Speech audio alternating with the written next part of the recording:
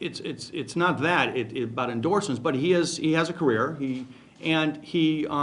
He's really torn because, like in his statement he read, he thinks that Kevin Clash is an incredible man outside of his sexual demons, and is really torn about whether or not he should come forward, and wasn't going to until these other victims were being essentially persecuted by, not everybody, but people were not believing them and challenging their their stories. And I see that a lot with victims, is that if someone's being accused of something, if they come forward and just say, yeah, it's true, I made a mistake, then victims don't feel the need to come forward.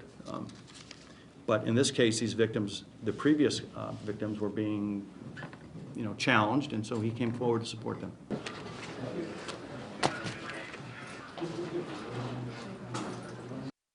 A lawsuit I filed on behalf of a client alleging he was sexually abused by Kevin Clash when he was 16 years old back in the year 2000.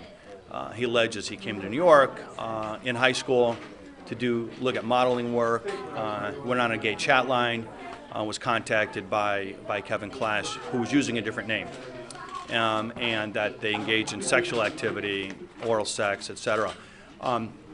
In this particular client, back in 2009, began to write a manuscript about his life experiences, and alleges that one of his chapters was about his experiences at 16 years old with Kevin Clash, and he calls him the tickler in his book, which was never published.